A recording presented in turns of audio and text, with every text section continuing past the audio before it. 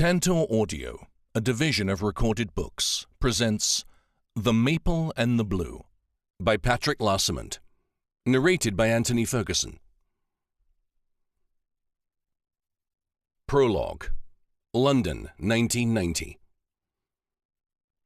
Winter and spring seemed to be wrestling for control of the day at Roehampton Vale Crematorium in suburban South London. A brisk wind blew through the budding trees and shook the pale snowdrops bursting through the muddy green lawns. The heavens above were clear and blue, though, a fitting fighter pilot sky for the funeral of squadron leader David Pritchard. The conveyor belt nature of funerals at crematoria are always rather distasteful, but here it was an unfortunate function of the facility's location, servicing a good proportion of South London. The previous ceremony had overrun, since saying goodbye to the matriarch of a large Cockney family had proven hard for her many children and innumerable grandchildren. Lettered floral tributes to Mum and Nan fluttered on the display lawn, swamping the rather more muted wreaths that were there for Pritchard. His affair was a discreet, sombre occasion, made colourful by the uniforms, banners and flags of those present. Representatives of the Royal British Legion, the Chelsea Pensioners, and the Queen's Royal Air Force Colour Squadron all added to the pomp of the ceremony. Present, too, were officials from the Ministry of Defence, the French and Belgian embassies, as well as both the incoming and outgoing commanding officers of No. 111 Squadron, currently based at RAF Leuchars in Fife, Scotland. Melanie McNabb, the granddaughter of Jocks McNabb, David Pritchard's deceased best friend, was listed as Pritchard's sole family. Jocks and Pritchard had served together in No. 111 Squadron during the Second World War, forging a lifelong bond. Earlier that morning, Melanie had collected Nancy Wake, Pritchard's particular friend, from the impressive Royal Star and Garter home on Richmond Hill, the stateliest of care homes for the nation's heroes in their twilight years. Like Pritchard, Nancy was a decorated war veteran, in her case from her time as a Special Operations Executive Agent during the Second World War. Codenamed the White Mouse by the Germans, she had been considered the deadliest SOE agent in the whole of occupied France. Melanie sometimes found it hard to equate this little old lady to the scourge of the Gestapo and the saviour of countless downed airmen. Only Nancy's steely look and her iron grip on Melanie's arm gave any indication of the inner strength and resolve within her tiny, frail frame. Walking together towards the chapel, they were followed by a ragged gaggle of Royal Star and Garter residents, those deemed sprightly enough to cope with the next few hours in the cold. Included amongst them were several veterans in state-of-the-art wheelchairs, whose quiet whirring was suddenly drowned out by the pulsing throb of helicopter rotors overhead. Melanie and Nancy looked at each other quizzically. They'd been told there would be a flypast tribute, but no one had said anything about helicopters. A large helicopter appeared through the denuded branches of the surrounding beech trees, then hovered as the pilot tried to find a suitable landing spot. It was only because Melanie was a bit of an aircraft geek that she recognized the chopper model. It was an interest her Grandpa Bang Bang had encouraged, indirectly leading to her job as a military historian and curator with the Imperial War Museum. Of course, being the granddaughter of Group Captain Jeremy A.E. McNabb, GC, DSO, MC, DFC and Bar, in other words, the legendary fighter ace Jocks McNabb, had also helped. This was a Sikorsky VH-60N Whitehawk, a variant of the UH-60 Blackhawk, the workhorse of the U.S. military.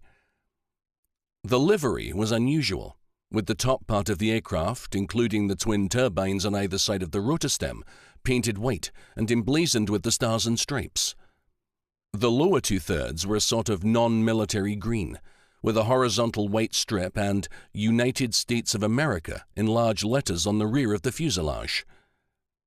Buffeted by the powerful downdraft as it landed, the Royal Star and Garter pensioners reacted either with exhilaration and the reminiscent thrill of their youth, or by being bodily bundled aside by the force. Frailer ones might well have fallen, if not for their carers holding on to them for dear life.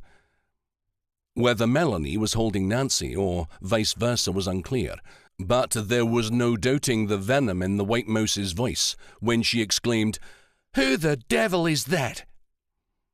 The White Hawk touched down surprisingly gently on shock-absorbing tires. Its turbine slowed and the rotor cadence dropped. A side door opened and steps unfolded automatically. Two white-capped U.S. Marines in dress blues took up positions on either side of the door. Melanie realized their hats must surely be strapped down, or else they'd be lost in the downdraft. Both were senior NCOs, immaculate in dark blue, with a white belt and a red stripe down their trouser legs. They came stiffly to attention as a bulky, white-haired man disembarked. He wore a dark civilian suit paired oddly with what looked like cowboy boots, but he gave a crisp military salute, and by the way he carried himself, it was evident he'd been a soldier for a long time. What was most striking about him was a black cloth patch over his left eye. The pale, piercing blue partner to the hidden eye surveyed the grounds with unexpected intensity. Following him off the chopper were several more suited men and a woman carrying a briefcase. They all wore dark glasses and telltale curly wires in their ears, characteristic of the U.S. Secret Service. Melanie knew that this wasn't the President or Vice President of the United States, but it was certainly someone important. The man was surrounded by his phalanx of bodyguards as he crossed the crematorium lawn, waving at the stunned pensioners like any good politician would. He smiled widely and nodded a florid-faced head towards Nancy and Melanie before entering the chapel. His security detail took positions at the rearmost pews, keeping all others away by looking rather intimidating in dark glasses worn indoors. Pritchard's casket was carried from the hearse by 3 RAF regiment gunners at the front, and 2 No. 111 Squadron wing commanders and a foreign military officer to the rear. The foreign uniform was unfamiliar to Melanie, consisting of a dark blue tunic jacket with gold buttons over grey trousers, a white shirt and black tie. His lapels bore gold badges on either side with decorations on the left breast, and a name badge and flag on the right. Before removing his headgear to carry the casket, he'd worn a large green beret, which contrasted markedly with the peaked caps of the airmen. It was a voluminous affair, like a Basque beret with the gold badge of a wild boar's head. He wore the 3 stars of a captain. Sitting beside Melanie, Nancy noticed her eyeing up the foreign pallbearer, leant over and whispered, "He's quite a dish, isn't he?" Caught red-handed, Melanie blushed like a schoolgirl. The ceremony was short, with Melanie feeling the lump in her throat as the bugler played "The Last Post," and the flag-bearers dipped their banners in mute homage to Pritchard. Standing beside her, Nancy was stoic and unmoved, despite her closeness to and obvious affection for Melanie's honorary uncle. Afterwards, the pair stood in lieu of blood relations as the jets roared overhead, then went on to greet the line of well-wishers. Absent amongst them was the American politician who sent over the woman in his entourage instead. She spoke to Melanie. "Ma'am, Mr. Darren Beans, the U.S. Secretary of Defense, has asked me to pass on his deepest condolences at the passing of a true hero and an esteemed comrade of old. He looks forward to meeting you at the reception being held on Richmond Hill." The woman turned on her heel and hurried back to the helicopter, where turbines were already whining.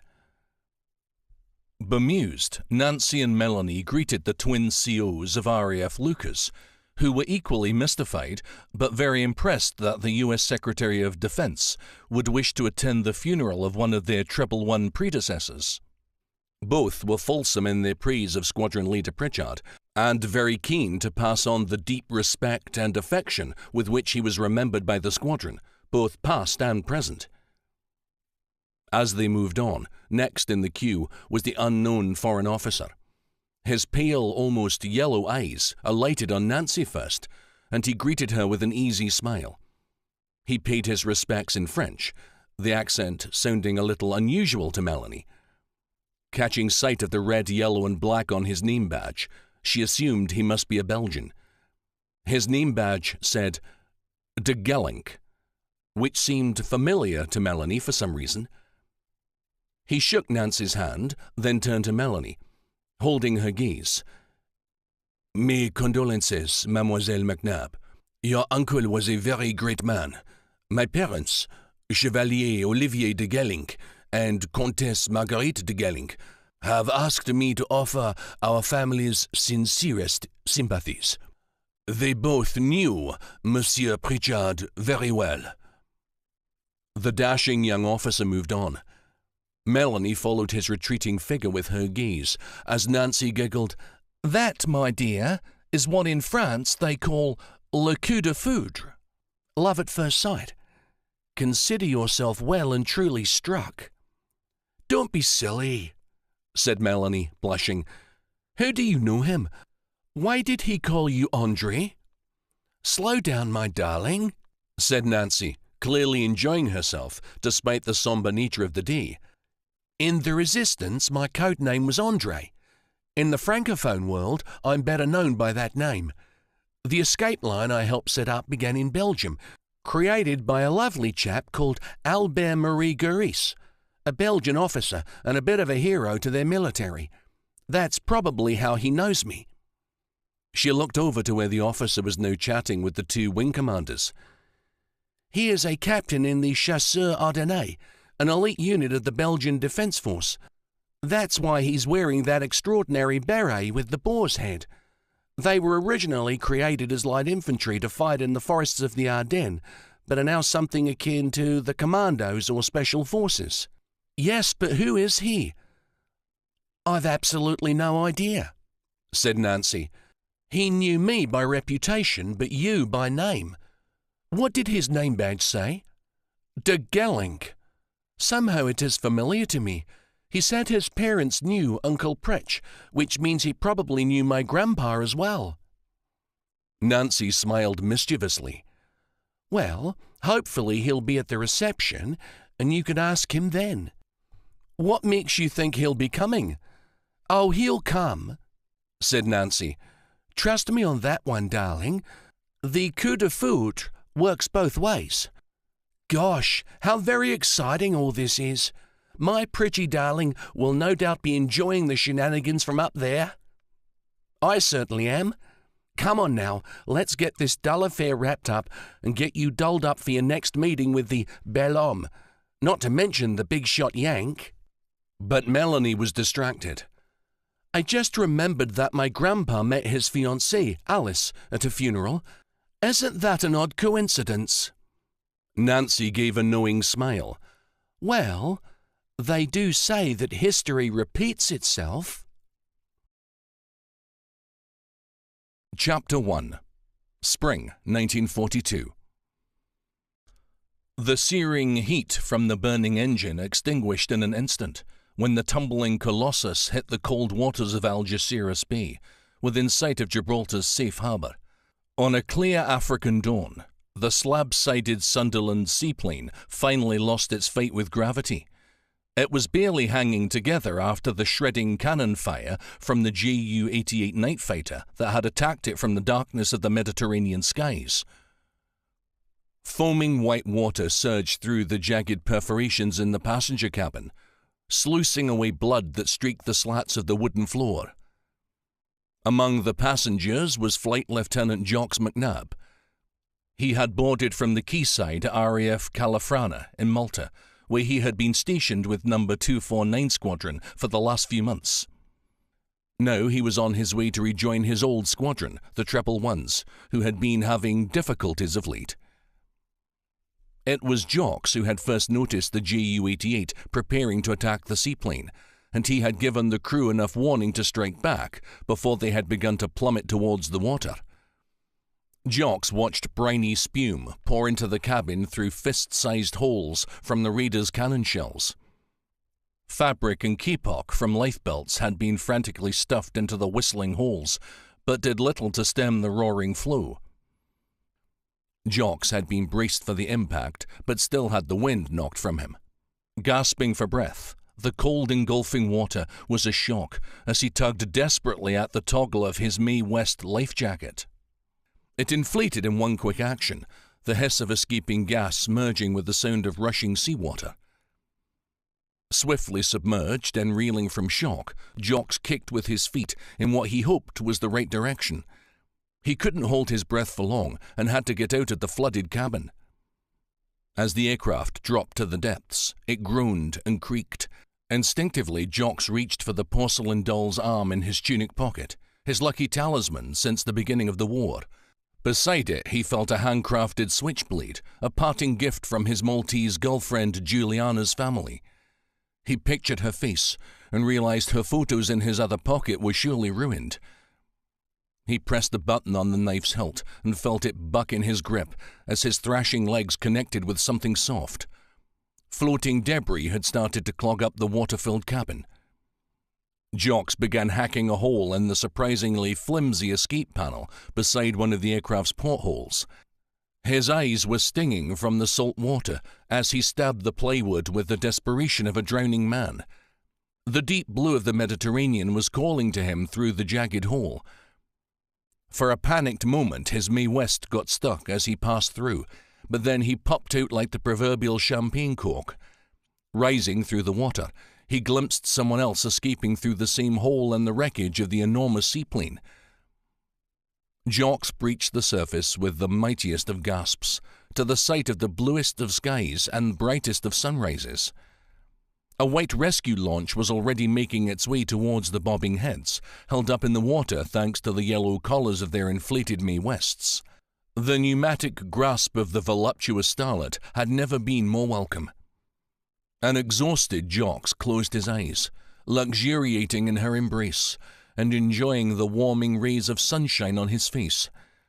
It was like the glow of life itself, snatched triumphantly from the clawing grip of death. Jocks opened his eyes to frantic splashing. It was Petty Officer Jack Tinker, one of the Short Sunderland's gunners, pale-faced and panicking.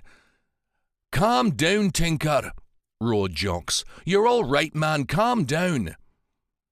The sailor reacted immediately to the voice of authority. "Yes, sir," he replied, hyperventilating like a blown horse after a race. "You'll be all right, mate," said Jocks more soothingly. Straining to catch his breath, Tinker replied, "Not that many made it out, sir. I've counted 7 heads. Me and Phil, the rear gunner, you and the big medic that was helping the wounded before we crashed, then Mark, Tom and Luke from the cockpit. The skipper's copped it. That makes you the most senior aboard, sir." He gave Jocks an embarrassed smile, the bulletproof optimism of youth already shining through. "Well, not exactly aboard, but you know what I mean. What are your orders, sir?" The previous evening, when leaving RAF Califrana, they'd had a 9-man Fleet Air Arm crew and a dozen or so passengers. Barely a handful made it out. "Orders? I'm certainly not senior to the Major. Where the devil is he? He was right beside me," Jocks replied. He spun around in the water, but couldn't see the man anywhere. "I think we ought to hold tight, Tinker," he went on. "Gather up the stragglers and see if anyone's hurt. Help me pull them together." As the bow wave from the petty officer's thrashing lapped over him, he added angrily, "And for God's sake, will you keep still? I've swallowed more than enough seawater. Look, there's a launch making its way out to us. Keep calm and carry on. We should be out of the drink in no time at all." True to his prediction, they were soon wrapped up in rough navy blankets, with a tot of fiery rum inside them to stave off the worst of the brisk sea breeze. Sitting there soaked on the varnished bench beside Jocks was Tinker, rather calmer now but gaunt and blue-lipped. His reddish hair was plastered down over his forehead. His teeth chattered. "Take some time off," they said. "Head over to Gibraltar and take some leave. You've done more than enough, Tink. You've been in Malta for 18 months and your nerves are shot. Now look at me." Jocks clapped him on the shoulder. The Royal Navy NCO had certainly been through the mill and deserved a break from operations. Jocks was also heading home, though frankly, He'd have preferred to stay in Malta, despite the heat, appalling lack of food, and the almost daily enemy attacks. Juliana was there, so that's where he wanted to be. But Jocks's former unit, number 111 Squadron, was in bad shape and needed his help to get back on its feet. They'd lost their commanding officer, George Brocci, in a flying accident involving several of the squadron's pilots. Jocks had been told that many more had been lost in operations over the continent, and with senior pilots rotating onto new assignments, the unit was currently rudderless. Jocks was being tasked with putting the fire back into the boys' bellies and getting the squadron firing on all cylinders again. He had no idea how he would do that. Hell, he thought, I'm only 21. What do I know? On top of that, he would have to contend with a new CO, who would doubtless have ideas of his own. It seemed unlikely that he would much appreciate Jocks's interference. Still, it was Badger Robertson, the squadron's stalwart adjutant, who wanted him back, and he had used his undoubted influence within the RAF to get him reassigned to his home squadron. So, needs must, and whatever the outcome, the next few months were likely to be challenging. Chapter 2. A few days later, having arrived back in England, Jocks McNabb marched up to the board sentry at the gates of RAF Debden. He returned the Snowdrop's smart salute. The red and white striped barrier was lifted to let him through, and an RAF police corporal accompanied him to the guardhouse. He asked Jocks to wait while he telephoned the officer of the watch to announce the flight lieutenant's arrival. "He'd like to speak with you, sir," said the corporal, passing the phone to Jocks. "Welcome back to RAF Debden, sir," said the voice on the line. "I believe you were stationed here during the first summer of the war. It's a great honour to have you back, sir. I'm really looking forward to meeting you in the mess." Jocks was unused to being addressed quite so formally, and for that matter effusively. Things had certainly changed at Debden since the chaos of the Battle of Britain. Coming straight from the even greater shambles of Malta, everything here seemed rather stiff and excessively formal. Jocks peered through the grimy windows of the guardhouse at the view of winding taxiways that framed Debden's crossed runways.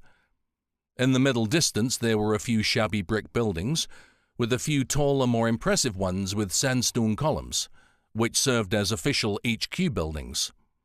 Unusually for a fighter aerodrome, several large trees were growing alongside the roads, separated by mown lawns, but also larger expanses of longer grass on either side of the runways. Beyond the perimeter fence, he spotted woodlands, grazing stock and fields of winter barley. The corporal returned to his post at the south gate, after giving Jocks a second crisp regulation salute. He'd expected nothing less from a military policeman, always sticklers for the rules.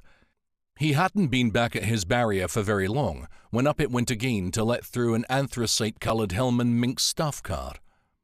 It parked in a reserved spot where a little placard announced that the space was reserved for the CO of number 111 Squadron.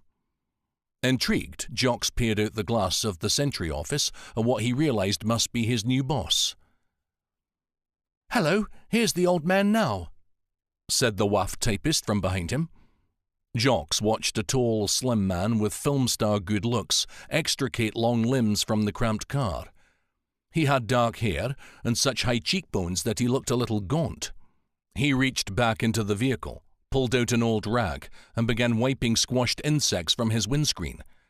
He took his time, stopping every now and again to admire his progress. Once satisfied, he punched the rag into shape and promptly placed it upon his head.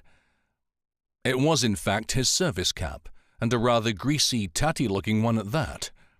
He wore it perched on the back of his head with a fringe of hair visible at the front, like some farmer or cowboy out of a western flick.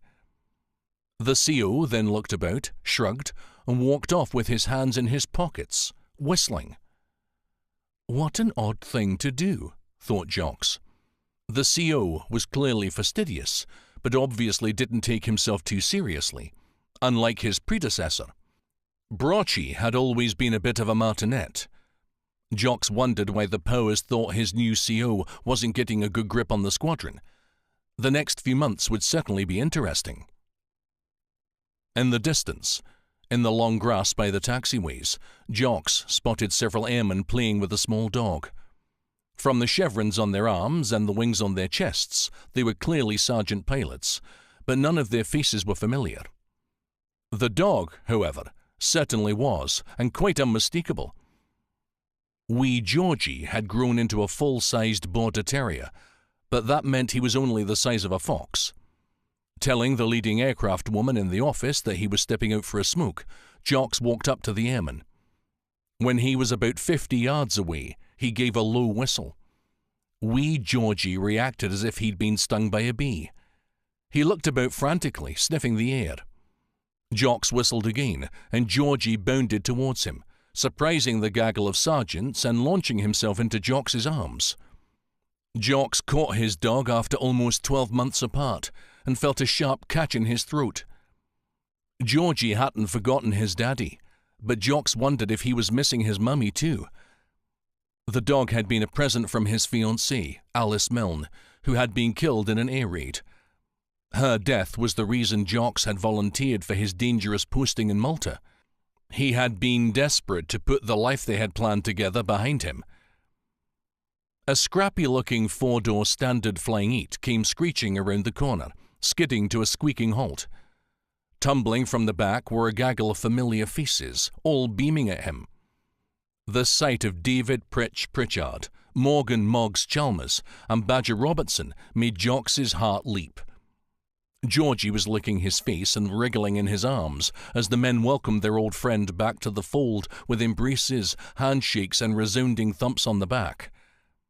It was a wonderful homecoming, and Jocks felt happy to be back with the only real family he'd ever had. Jocks had already had a full briefing on the new CO from Badger, the Treble One's hoary old adjutant. They'd been corresponding ever since he'd been assigned back to the squadron and since his return from Malta. Badger was a superannuated squadron leader, in his words, a relic from the last war, but he was the one that kept the squadron's wheels turning. Jocks and the new CO, Peter Reginald Wally Wickham, came face to face for the first time the following morning, once the CO had been briefed by Badger. When the door to his office swung open, Wickham came bustling out with his hand outstretched. "Welcome back to the Treble Ones, McNabb. I've been told so much about you. Please come in," he said warmly. "Badger, will you give us a moment? I'll come and fetch you once McNabb and I have had a bit of a chat. The three of us can then grab a pie and a pint down at the Plough in the village. I'll drive and it'll be my shout." Once settled behind his desk, Wickham eyed Jocks. "So, Jocks, can I call you Jocks? Have you been sent to check up on me?" "Not as far as I'm aware," he replied uncertainly. "I've just been asked to support you in rebuilding the squadron after the difficult loss of Squadron Leader Brochy.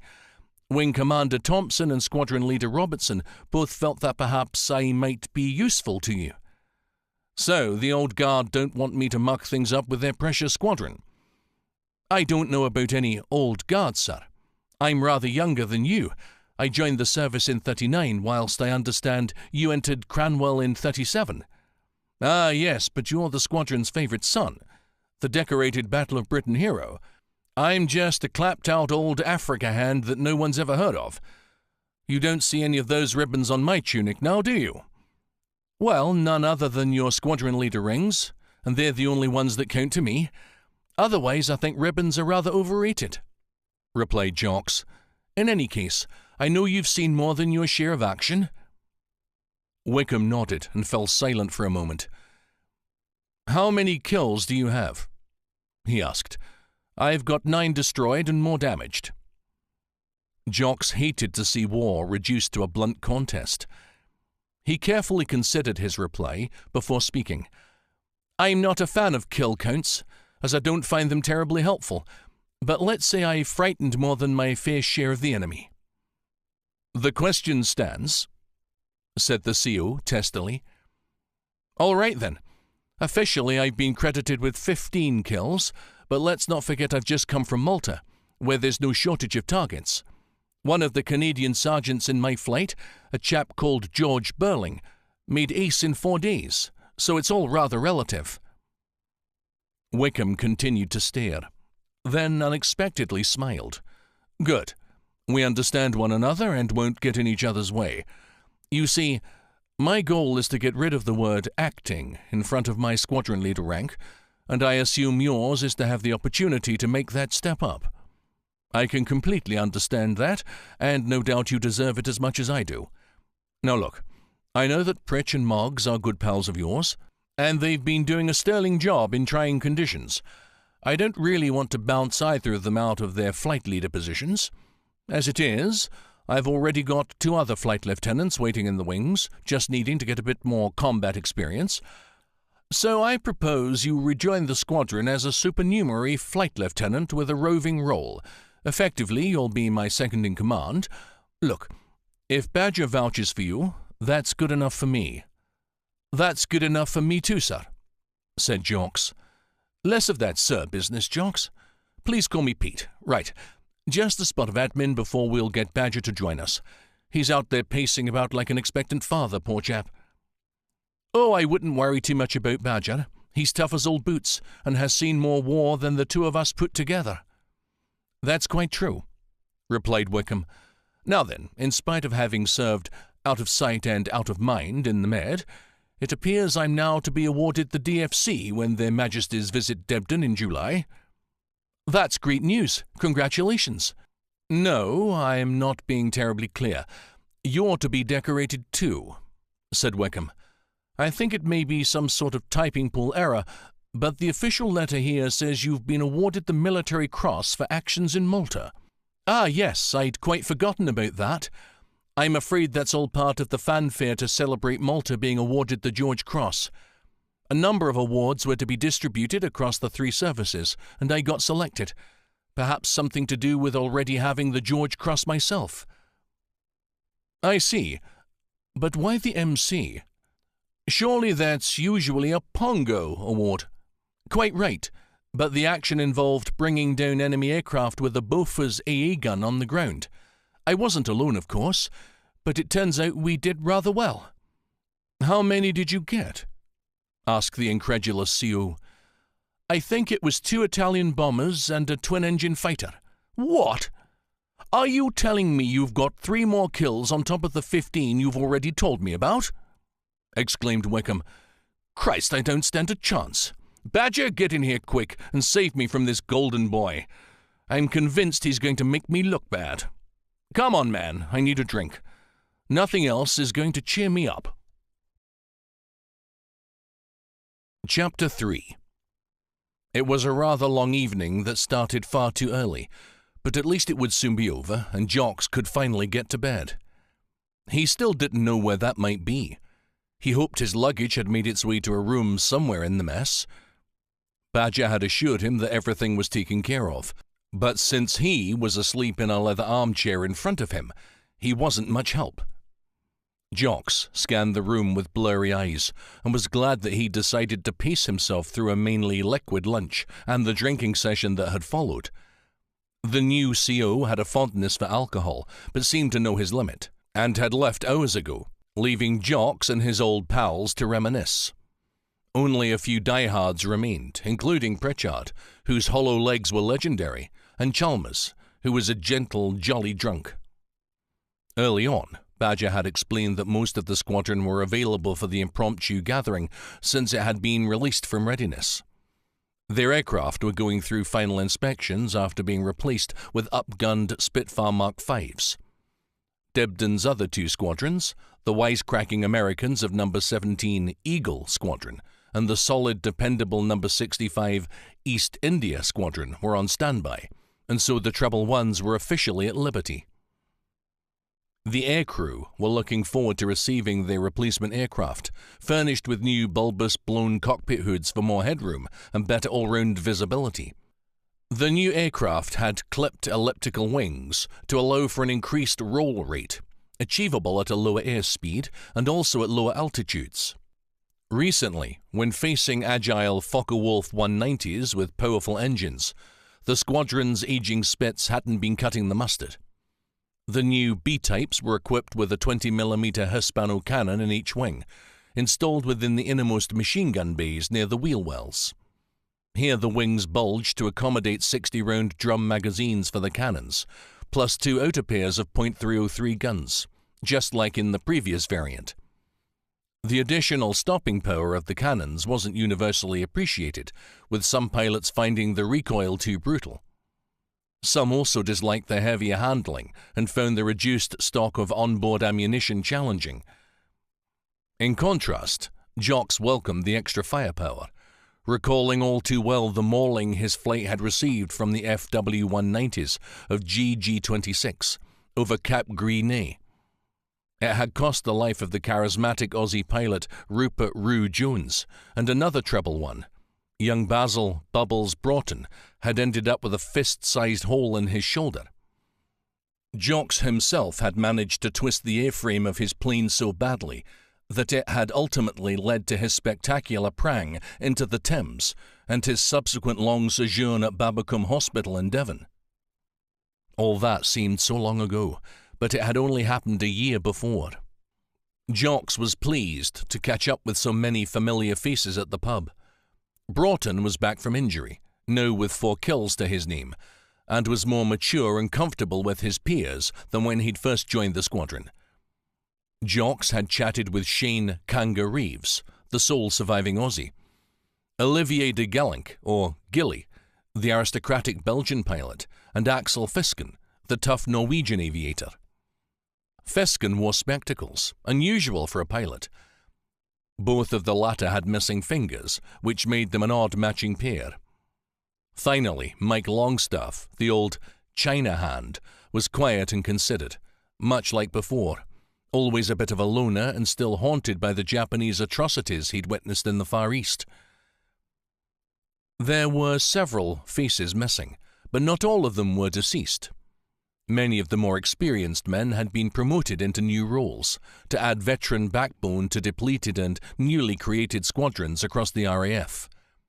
Pete Simpson, previously B Flight leader, was now in command of his own squadron, with Miroslav Mansfield, Otmar Kusera, and Tom Wallace all flight leaders in other new squadrons. There were unfamiliar faces too, both in the pub and the mess.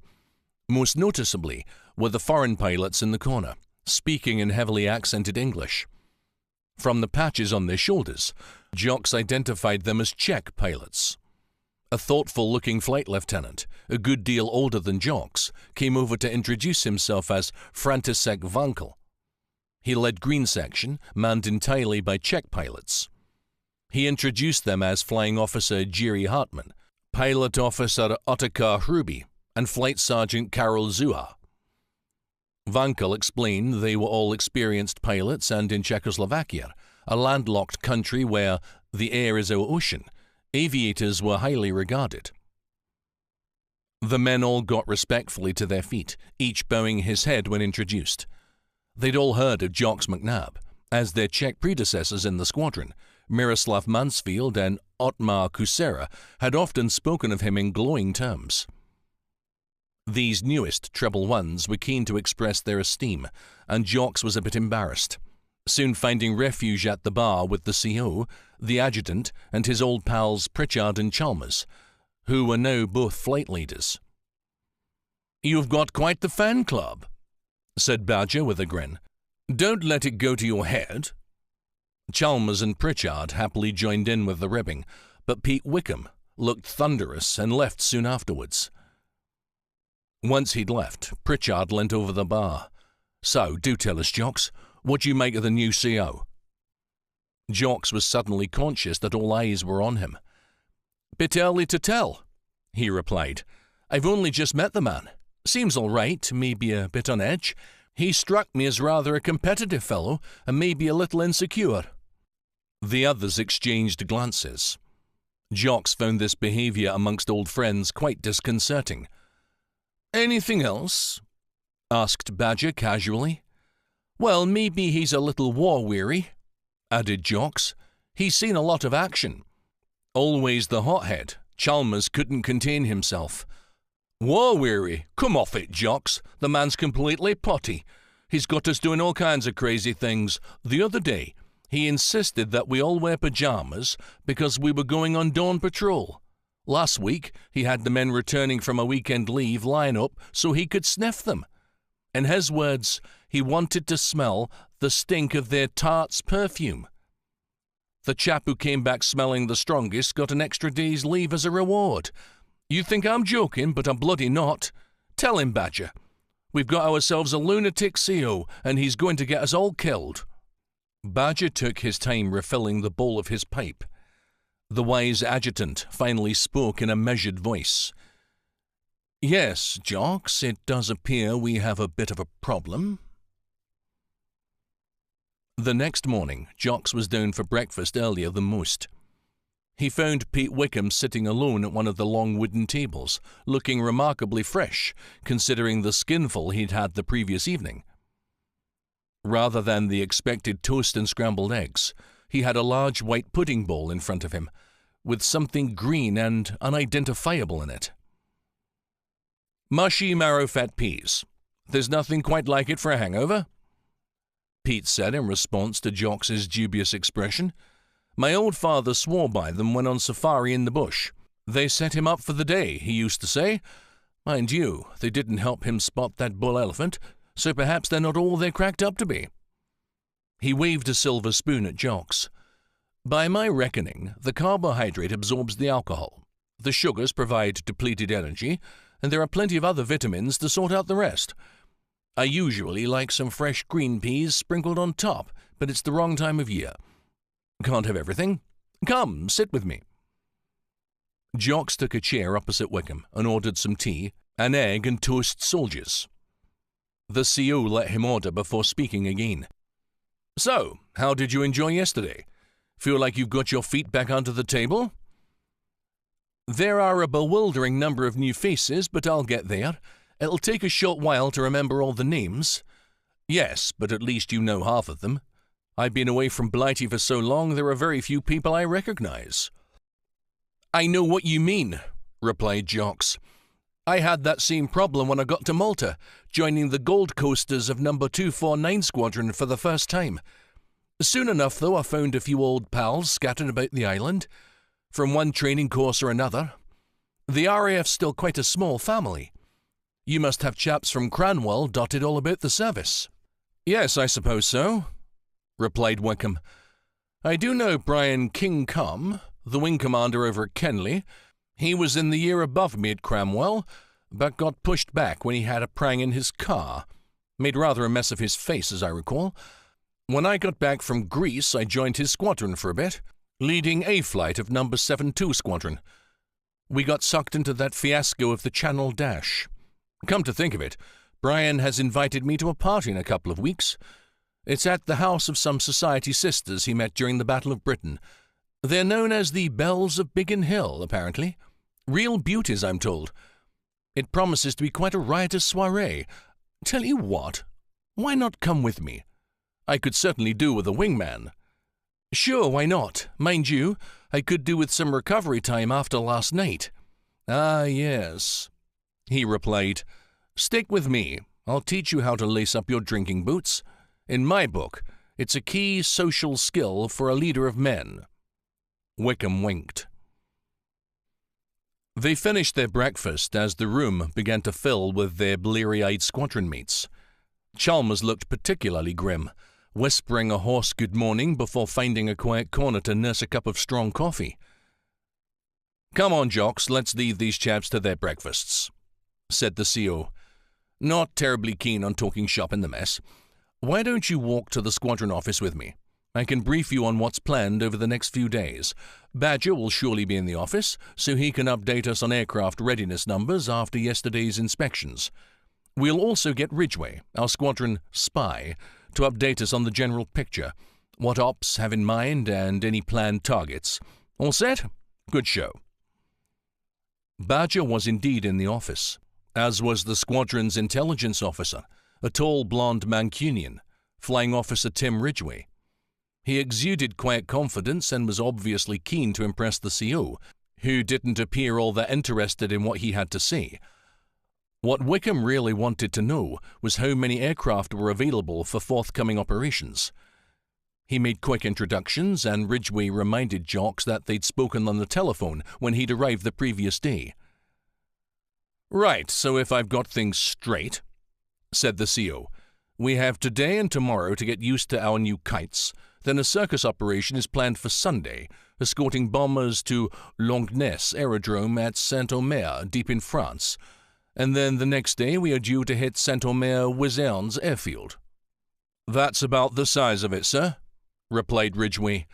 "Circus 142 will fly east towards Boulogne, doglegging around the city to avoid flak, then head across the dune country and coastal grasslands of the Opale Nature Reserve to Saint-Omer-Longnes. It should be fairly straightforward to recognize. Due north of the racetrack at Hippodrome des Bruyères, with its distinctive oval shape." "What can we expect at Longnes?" asked Wickham. "What kind of trouble is lurking thereabouts?" "It's quite a famous aerodrome. Some call it the spiritual home of the Royal Flying Corps," gushed an excited Ridgway. "During the last war, it was a major British airfield, the largest on the Western Front, with operational squadrons, support units, and the RFC HQ in the nearby chateau." The CO looked across to Badger, the RFC veteran. "Ever been, Badger?" "Yes, rather too often," he replied. "Usually if I was in trouble or otherwise picking up replacement bodies or aircraft. We needed a lot of them at the rate we went through things. I understand Squadron Leader Barder was shot down near there in 41, added Ridgway. "He's been a prisoner of the Germans ever since." "Thanks for the history lesson, Ridgway. But what I meant was what sort of trouble can we expect in terms of enemy forces?" "Quite, sir. The airfield is one of the Luftwaffe's first-class airfields, with a concrete runway, several hangars and dispersal areas, blast shelters and flak positions. It's the operational HQ for the Saint-Omer group of fighter airfields. There's a large fuel dump buried on the northern boundary and ammo stores in the northwest corner. Their two main hangars are camouflaged, and the station HQ is in the chateau, with barracks dispersed in the woods outside the northern boundary. We believe there are 5 heavy and 18 light flak positions encircling the airfield to the west, north and east, out to a radius of 4 kilometers. "How on earth do we have so much detail?" asked Jocks. "Well, sir, it was a British facility for a long time, and the local French resistance are very good at keeping us updated on any changes and developments." "Gosh, I wonder if they're watching us as closely as we're watching them," said Jocks. "Yes, sir," replied the I.O. "I rather suspect they are." "Well, that's a cheerful thought," said Wickham. "Can we expect much in the air?" "Mainly BF-109s and 110s from our old friends from GG-26.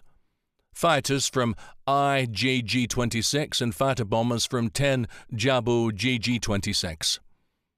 "How about FW-190s?" asked Wickham. "Yes, there may well be some of them too, if not from Longnes, from nearby." "So you don't know everything?" said the CO. "Well, they do try to keep their newest technology under wraps, sir. I think it's safe to assume that you may well run into some shrikes." "Shrikes?" "That's what the Germans call them.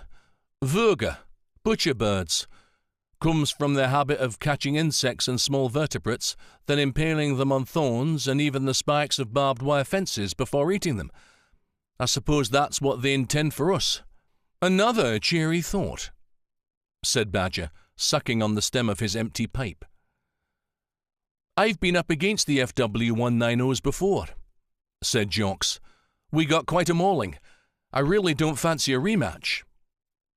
"Yes, but to be fair, you were a bit off colour back then, what with Alice and everything," said Badger, his voice trailing off as he caught the pain in Jocks's eyes. "But you're in far better shape now." "Be that as it may, I'm expecting a tough few days," said Wickham. "Just the thing to get back in the saddle, but it won't be easy, even with superior numbers. How many aircraft are we expecting for the mission, Ridgway?" "About 30 bombers, enough to force the enemy's defensive fighters to react. Our fighters will be in force too, with 2 whole wings. RAF Hornchurch, call sign Lumber, and RAF Debden callsign Garter, plus a few extra odds and sods.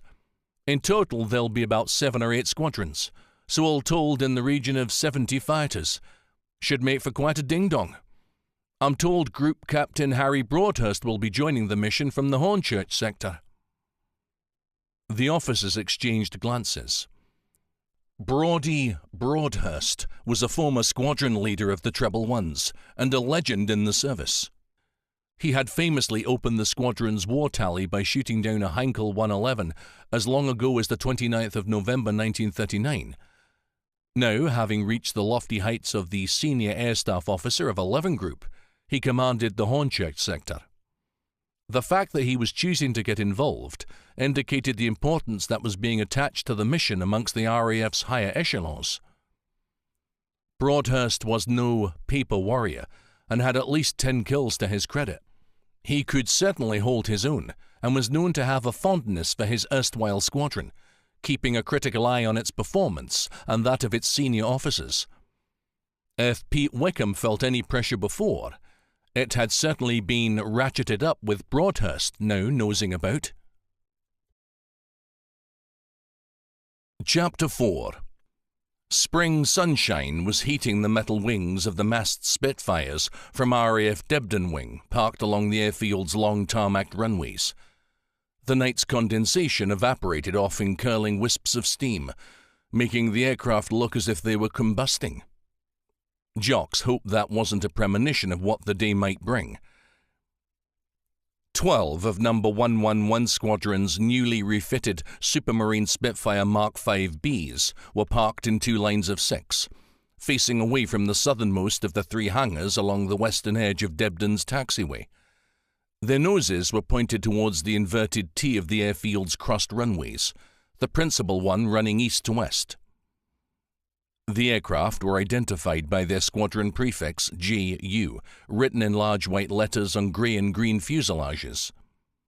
The various iterations of Jocks's previous mounts had all been named Marguerite, and whenever possible carried the letters GUX. Today, however, as a newly returned usurper to the squadron, he'd been allocated GUM, which was close enough to Jocks McNabb. Jocks's lucky charm was the battered and cracked porcelain doll's arm that he had tucked inside the pocket of his woolen Irvine jacket, which he'd borrowed from Chalmers. The arm came from a doll that had once belonged to a little French refugee named Marguerite, whom he'd briefly met during Blitzkrieg, the lightning war that had rolled over the Low Countries and France in May 1940. That was even before he'd done his part to become one of the few, stopping the raiders over England's southern skies. In France, he'd lost sight of the little girl in the chaos of a Stuka attack and feared the worst. Afterwards, all he'd been able to find was the broken arm of her doll, and ever since, it had gone everywhere with him. He fought the war in... We hope you enjoyed this preview. To continue listening to this audiobook on Google Play Books, use the link in the video description.